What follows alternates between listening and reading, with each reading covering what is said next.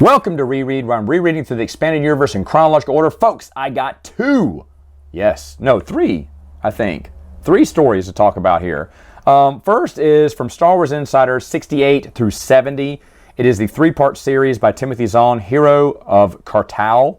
Basically, the planet Cartoa, Palpatine goes to the Sparty center or whatever, the company, the factory there, and he wants them to help them make some clone cylinders for their own type of clones. And this kind of goes into what True Colors talks about, because True Colors gets word that Palpatine is wanting to create his own clones on Coruscant, maybe cut comedians out of the deal, out of the contract.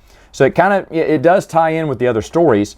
And so there's an agent there he's an aide of Palpatine, but he's also a double agent for Darth Sidious. And it's funny because as he's reporting to Palpatine, then he talks to Darth Sidious. Darth Sidious knows the information he just told Palpatine. He's like, how is that possible? We all know, but he doesn't. So I thought that was kind of funny. So the planet does not want the Republic giving them special attention, because they know if the Republic gives them special attention, the Separatists will get involved. And sure enough, the Separatists come and there's a big battle on the planet where they don't want to battle. There is a Jedi, I don't know if I wrote down his name because I wrote Torals, and he's basically fighting the good fight on the planet with his clone commandos, and they're fighting out the droids there. More Jedi arrive, and they basically just take out the entire factory. Now, at the end, we find out that Sidious wanted that all along. He wanted the Jedi to take out the faculty because even though it would be beneficial to the Republic and the Separatists, but one might misuse it. And in reality, Palpatine, there are some clone cylinders that got salvaged from the factory. And the double agent tells Sidious he's sending those clone cylinders to a place on Wayland. Okay, this is all tying in to Timothy Zahn's Heir to the Empire trilogy, right? Where did Palpatine get those cloning cylinders? And so Timothy Zahn wrote a short story inside of the Clone Wars era to basically explain that. At first I could not think. I said, why is Timothy Zahn writing a Clone Wars novel or a Clone Wars short story? And then I realized, oh, it's just for his stuff. He only did it for his own reason. And it's fine. It's fine for that. There's no other player. I mean, like Thrawn's not in there, thank goodness. Neither is Mara Jade, shockingly enough. There's not a, 5-year-old Mara Jade running around at this point. But it's okay. It's okay. The story overall, the characters are just not that. The double agent's kind of interesting. The Jedi is basically blasé. He's kind of normal. And the situation on the planet, oh, by the way, the Jedi Torals, they say just put a body with a lightsaber in it and they'll think it's him. So I guess he got captured by Darth Sidious to start cloning Jedi. Maybe.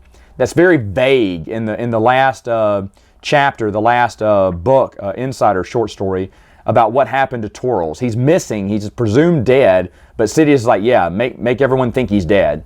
Did you capture him? I don't know, because the factory blew up and Torals was around the explosion, but I guess he didn't die. I don't know, that was kind of confusing. Anyway, the next one is from Tales issue, Star Wars Tales 22. It's called Honor Bound. This one, a squad of clone troopers crash land on a planet with a human general, not a Jedi general. But the human general is basically a traitor. He has made an agreement with the Separatists to be the lone survivor from this battle. And when he gets celebrated as a hero and gets a higher ranking, he's going to secretly report to the Separatists. Unfortunately, clones did not all die. They heard that. They start fighting. They fight off the Separatist army, you capture the traitor general, and they're slowly dragging him back to the ship on the other side of the planet.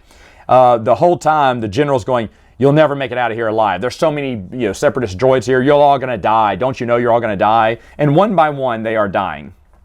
And then it gets to where there's only one clone left. He gets the traitor onto the ship, and they get away. Well, now he's and this whole story is told before the Jedi Council. The clone is going before the Jedi Council to say, now here's the tough thing. The general says he was not a traitor. He's saying that I'm a liar. He said, but I'm here to tell you, it's my word against his, so it's up to you. And the Jedi, of course, side with the clone, because the clones, Yoda says, are undyingly loyal to the Republic. And Mace goes, yeah, that's why he respects the clone troopers. And Yoda says, well, Mace, we respect it now, but what happens when those interests conflict with ours. You know, if that ever happens in the future or something like that. Foreshadowing the events of episode 3, because episode 3 is coming soon. Not for Star Wars tales, not a bad short story. Finally, from Star Wars Visionaries, the short story called Deep Forest.